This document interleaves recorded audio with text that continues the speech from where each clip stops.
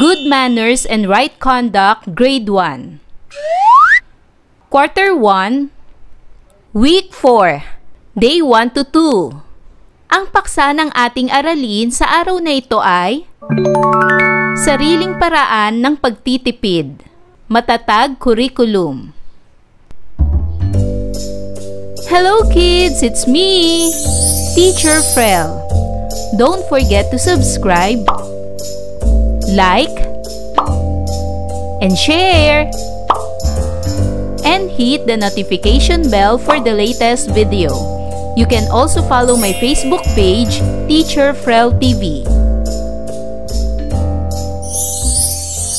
Sa araw na ito ay pag-aaralan natin sa asignaturang GMRC ang sariling paraan ng pagtitipid. Mga kasanayang pampagkatuto na ipakikita ang pagiging matyaga sa pamamagitan ng palagiang pagtatabi ng mga naipong pera sa alkansya o mga gamit sa lagayan. Una, natutukoy ang mga paraan ng pag-iimpok at pagtitipid ayon sa sariling kakayahan. Pangalawa, na isasaalang-alang ang sariling paraan ng pag-iimpok at pagtitipid na makatutulong upang matugunan ang kanyang pangangailangan. Pangatlo, na ilalapat ang mga paraan ng pag-iimpok at pagtitipid. Halimbawa, pagtatabi ng pera o gamit sa paaralan. Day 1. Layunin. Nakakikilala ng mga paraan ng pagtitipid ayon sa sariling kakayahan. At natutukoy ang sariling paraan ng pagtitipid na makatutulong upang matugunan ang kanyang pangangailangan. Bago tayo magsimula sa ating aralin, awitin muna natin ang 10 mga daliri. 10 mga daliri, kamay at paa, 2 mata, 2 tainga, ilong na maganda, maliliit na ngipin, masarap kumain, di lang maliit nagsasabing huwag kang magsinungaling. 10 mga daliri, kamay at paa, 2 mata, 2 tainga, ilong na maganda, maliliit na ngipin, masarap kumain, di lang maliit nagsasabing huwag kang magsinungaling. May iba't ibang sariling paraan tayo ng pag-iimpok.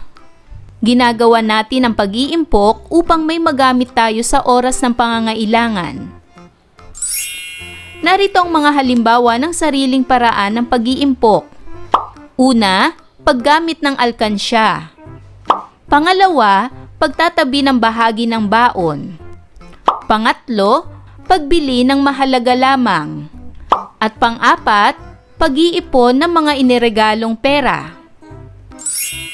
Ang pagiging matiyaga sa pag-iimpok ay mahalaga para makaipon ng sapat para sa mga pangarap o biglaang pangangailangan. Tinuturuan tayong maging responsable, marunong maghintay at magplano para sa kinabukasan. Masdan ang mga larawan. Ang unang larawan ay lapis. Ang pangalawang larawan ay pambura.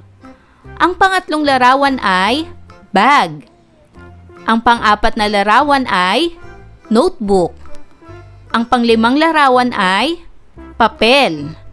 At ang panghuling larawan ay krayola. Sa araw na ito, inaasahang makikilala ninyo ang mga paraan ng pagtitipid na makatutulong upang matugunan ang pangangailangan. Ano-ano ba ang mga paraan ng pagtitipid? Bilang isang mag-aaral, mahalaga na marunong kayong magtipid ng inyong mga kagamitan sa paaralan. Halimbawa, pag-iingat na hindi mawala ang mga lapis at pambura. Dapat itong ilagay sa tamang lagayan. Huwag agad itatapon ang lapis kung pwede pa naman itong makasulat. Pangalawa, pag-iingat sa mga aklat upang hindi agad masira. Itabi rin ito ng maayos upang hindi mawala. Pangatlong halimbawa, pagtitipid sa mga papel. Huwag itong sasayangin at gagamitin sa walang kabuluhan. Maaaring gamitin pa ang likod ng papel na may sulat na bilang scratch paper. Pang-apat na halimbawa, pag-iingat ng mga gamit sa loob ng iyong bag. Alamin kung kumpleto na ang laman ng iyong bag bago umuwi galing paaralan. Sa pamamagitan nito, maiiwasan ang pagbili muli ng gamit na nawala. Nakakatipid ka pa ng pera. Ano ba ang kahulugan ng pagtitipid? Ang pagtitipid ay maingat at matalinong paggamit ng mga yaman o resources upang maiwasan ang pag-aaksaya at magkaroon ng ipon para sa hinaharap. Ito ay hindi lamang limitado sa pera, kundi pati na rin sa iba pang bagay tulad ng gamit sa paaralan. Kaya naman, kapag iniingatan ang mga gamit sa paaralan, ay nakatitipid sapagkat hindi ka nagagastos upang bumili ulit ng mga ito. Narito naman ang mga paraan ng pagtitipid. Papel. Gamitin ang magkabilang bahagi ng papel bago gumamit ng bagong pahina. Iwasan ang pagbabalasa o shuffle ng papel nang hindi mapunit o magusot. Itabi ang mga papel sa isang folder o envelope upang hindi mabasa o mapunit. Mag-recycle ng mga lumang papel na may malilinis pang bahagi upang magamit muli sa pagsulat o pagguhit. Pangalawa ay ang lapis. Paano mo titipirin ang iyong lapis? Gumamit ng lalagyan ng lapis upang hindi madaling mawala o mabali. Sikaping magsulat ng tama. Iwasan ang sobrang diin sa pagsulat upang hindi madaling mapudpod o mabali ang lapis. Iwasan din ang sobrang pag-ikot ng lapis sa pantasa upang huwag maputol ang dulo. At huwag kagatin o gawing laruan ng lapis upang huwag masira. Narito naman ang paraan ng pagtitipid sa kwaderno. Una, lagyan ng pabalot o plastic cover. Sumunod, ilagay ng maayos sa lagayan, huwag ihagis. Huwag punitin ang mga pahina. Huwag kagatin o gawing laruan ang lapis upang huwag masira. Ngayon naman, makinig kayong mabuti sa isang maikling kwento. Ito ay may pamagat na si Ben. Si Ben ay mag-aaral sa unang baitang. Bago pumasok sa paaralan ay nakahanda na ang kanyang mga gamit. Natutuwa ang kanyang mga magulang at kanyang guro sapagkat maingat siya sa kanyang mga gamit. Nasa isip ni Ben na kapag iniingatan ang mga gamit ay mas tatagal ang mga ito. Makatitipid siya dahil hindi na siya bibili pa. Hindi rin siya bumibili ng kwaderno sapagkat iniipon niya ang mga lumang pahina na maayos pa naman at ginagawa nila ng kanyang kuya na panibagong kwaderno. Ang kanyang lapis, pambura at pantasa ay mayroon ding lalagyan. Tinitiyak niya na maayos ang mga ito matapos niyang gamitin. Kaya naman, matagal niyang nagagamit ang mga ito. Imbis na bibili siya, ay naiipon pa niya ang kanyang pera at nakatutulong siya sa kanyang mga magulang. Isang paraan din ito ng pagtitipid. Ngayon ay sagutin naman ang mga tanong. Para sa unang katanungan, ano ang mensahe ng kwentong inyong napakinggan? Ang posibleng kasagutan dito ay mahalaga ang pagtitipid. Pangalawa, sino sa inyo ang katulad ni Ben na marunong mag-ingat ng gamit sa paaralan? At pangatlong katanungan, bakit dapat ingatan ang mga gamit na papel, lapis, kwaderno, pantasa at iba pang gamit sa paaralan? Ipaliwanag. Basahin ang bawat sitwasyon at pagkatapos ay sagutin ang tanong. Si Jana ay mahilig mag-recycle ng papel na hindi na niya kailangan. Sa tuwing magsasagot siya sa asignaturang math, ginagawa niyang scratch paper ang likod ng papel na nagamit na niya. Inilalaan kasi niya ang mga bagong papel niya para sa kanilang mga pagsusulit. Sa ganitong paraan, si Jana ay nakakatipid ng papel para hindi na siya magpabili pa. Ikaw, gagawin mo rin ba ang ginagawa ni Jana? Narito naman ang pangalawang sitwasyon. Si Aljon ay nasa unang baitang na sa pribadong paaralan. May bago siyang mga aklat na gagamitin sa kanyang mga aralin. Iniingatan niya ang pabalat at pahina ng aklat upang hindi ito masira o mapunit. Nais kasi niyang ibigay ito sa kanyang kapatid na mag-aaral na rin sa unang baitang sa susunod na taon. Naisip niya na makakatipid ang mga magulang niya sa pagbili ng aklat. Ikaw, gagawin mo rin ba ang ginagawa ni Aljon? Tandaan, mahalaga ang pagtitipid at nalilinang ang pagiging matyaga. Sa madaling sabi, ang pagtitipid ay mahalagang ugali na tumutukoy sa isang tao, bata man o matanda, upang maging handa, responsable at masinop sa buhay. Ngayon ay sagutin ang pagsasanay bilang isa. Basahin ang bawat pangungusap. Isulat sa inyong sagutang papel ang letrang T kung tama ang ipinahahayag at M kung mali. Unang bilang. Iniiwasan ni Ana na magsulat ng madiin upang hindi mabali ang dulo ng kanyang lapis. Gusto niyang magtagal ang kanyang lapis. Ang ginagawa ba ni Ana ay tama o mali? Magaling! Ito ay letter T, tama. Pangalawa, panay ang gawa ni Mark ng eroplanong papel. Kaya naman nang sila ay mayroong pagsusulit, ay wala na siyang magamit na papel. Ang ginawa ba ni Mark ay tama o mali? Magaling! Ang sagot ay M, mali. Pangatlo, pinagsama-sama ni Rina ang mga pahina ng luma niyang kwaderno na wala pang sulat at ginawa niya itong bagong kwaderno. Ang ginawa ba ni Rina ay tama o mali? Magaling! Ang sagot ay T, tama. Pang-apat, kabibili pa lang ng lapis ni Zoe, ngunit ito ay pudpud na dahil panay ang pagtatasa niya nito. Ang ginawa ba ni Zoe ay tama o mali? Magaling! Ang sagot ay M, mali. Panglima, hinahayaan lamang ni Bino na pakalat-kalat ang kanyang mga lapis sa sahig hanggang sa hindi na niya makita ang mga ito. Ang ginawa ba ni Bino ay tama o mali? Magaling! Ang sagot ay M, mali. At pang-anim, inayos ni Shane ang mga gamit niya sa loob ng bag upang hindi magusot ang kanyang mga papel. Ang ginawa ba ni Shane ay tama o mali? Magaling! Ang sagot ay T, tama. Day 2. Layunin. Naiisa-isa ang mga paraan ng pagtitipid ayon sa sariling kakayahan. At naipahahayag ang sariling paraan ng pagtitipid na makatutulong upang matugunan ang kanyang pangangailangan. Bago tayo magsimula sa ating aralin, awitin muna natin ang Kung Ikaw ay Masaya. Kung ikaw ay masaya, tumawa ka, ha ha ha. Kung ikaw ay masaya, tumawa ka, ha ha ha.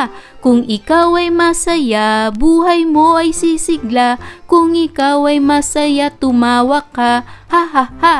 Kung ikaw ay masaya, tumawa ka, ha ha ha. Kung ikaw ay masaya, tumawa ka, ha ha ha. Kung ikaw ay masaya, buhay mo ay sisigla. Kung ikaw ay masaya, tumawa ka, ha ha ha. Hanapin at ituro sa loob ng malaking parihaba o word puzzle ang mga salita. Ang unang salita ay tubig. Hanapin ito sa word puzzle. At ito ang sagot, tubig. Pangalawang salita ay kuryente. Hanapin ito sa word puzzle. At ang sagot ay ito, kuryente. Pangatlong salita ay pagkain. Hanapin ito sa word puzzle. At ang sagot ay ito, pagkain. Pang-apat na salita ay pagtitipid. Hanapin ito sa word puzzle. At ang tamang salita ay ito, pagtitipid. At panglima, matiyaga. Hanapin ito sa word puzzle. At ang tamang sagot ay ito, matiyaga. Sa araw na ito, kayo ay inaasahang makatutukoy ng mga paraan ng pagtitipid ayon sa inyong sariling kakayahan. at inyong maipahayag ang sariling paraan ng pagtitipid na makatutulong upang matugunan ang inyong pangangailangan. Basahin muli ang mga sumusunod na salita. Tubig, kuryente, pagkain, pagtitipid, matiyaga. Ngayon ay tukuyin kung anong salita ang isinasaad ng mga pangungusap. Ang kakayahang magpatuloy sa paggawa ng isang bagay sa kabila ng mga hadlang. Anong pagpapahalaga ang tinutukoy? Tama, ang pagpapahalagang tinutukoy ay matiyaga. Sumunod, ito ay nagbibigay ng lakas at nutrisyon upang mapanatiling malusog ang ating katawan. Anong salita ang tinutukoy? Tama, ito ay pagkain. Sumunod, ito ay malinaw, walang kulay at walang lasa na likido na iniinom natin upang manatiling malusog at masigla ang katawan. Ito rin ang ginagamit natin sa pang-araw-araw na gawain tulad ng paliligo, paghuhugas ng kamay, pagluluto at iba pang mga gawain. Anong salita ito? Tama, ito ay tubig.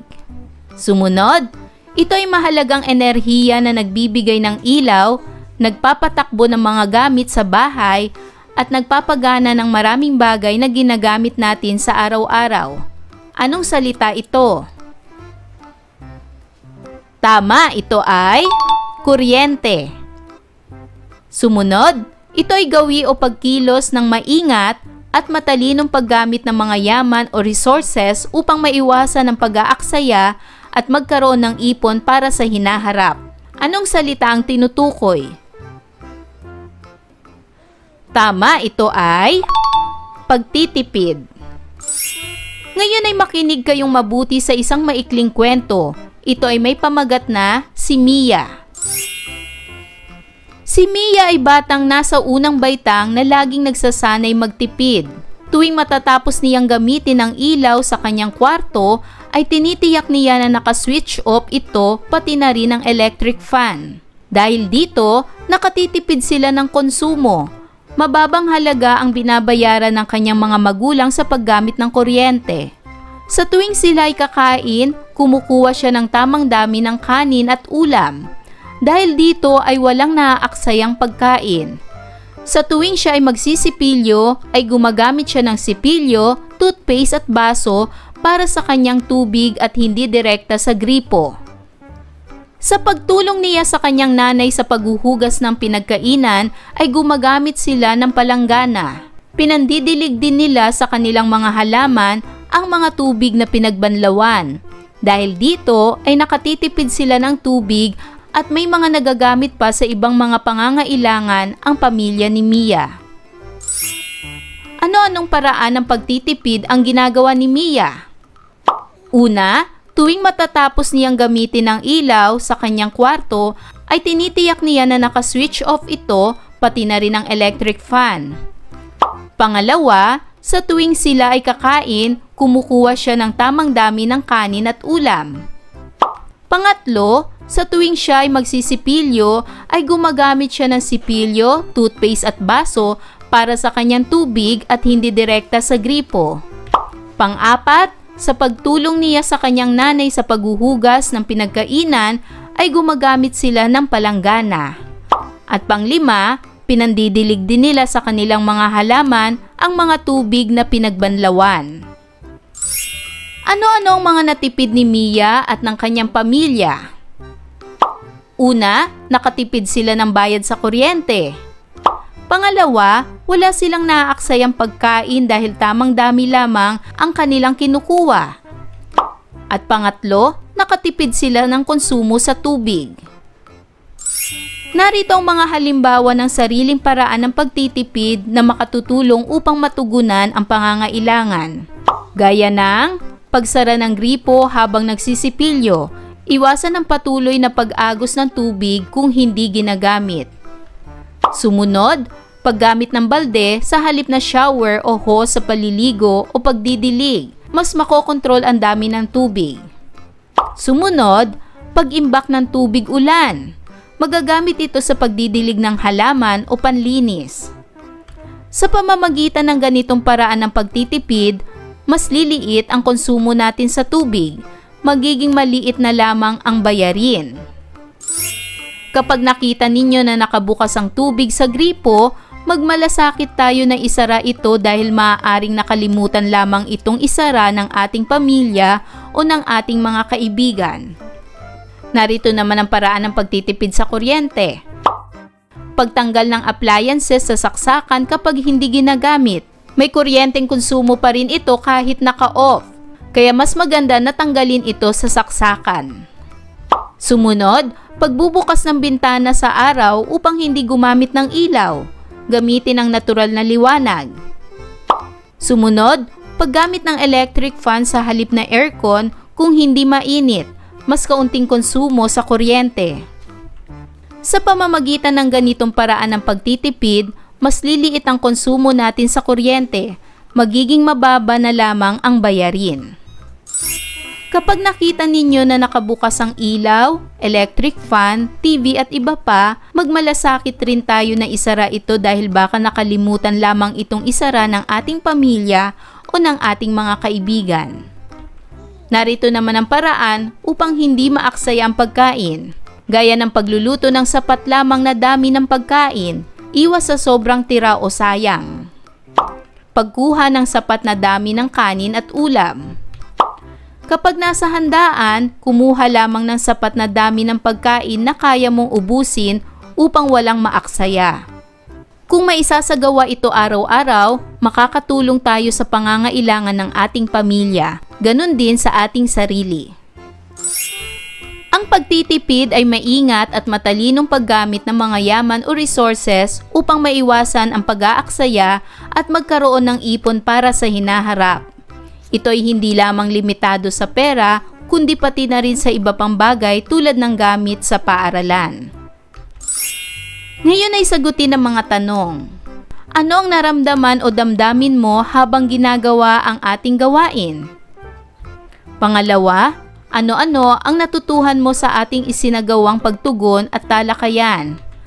Pangatlo, bakit mahalaga ang pagtitipid at pagtitiyaga? Narito ang posibleng sagot. Mahalaga ang pagtitipid at pagtitiyaga upang maiwasan ang pag-aaksaya at magkaroon ng ipon para sa hinaharap. Sa kabila ng mga hadlang ay napagpapatuloy mo ang paggawa ng isang bagay na nakabubuti sa pangangailangan. Pang-apat na tanong, paano mo maisasagawa ang sariling paraan ng pagtitipid? Narito ang posibleng sagot. Maisasagawa ang sariling paraan ng pagtitipid sa pamamagitan ng pagiging matiyaga.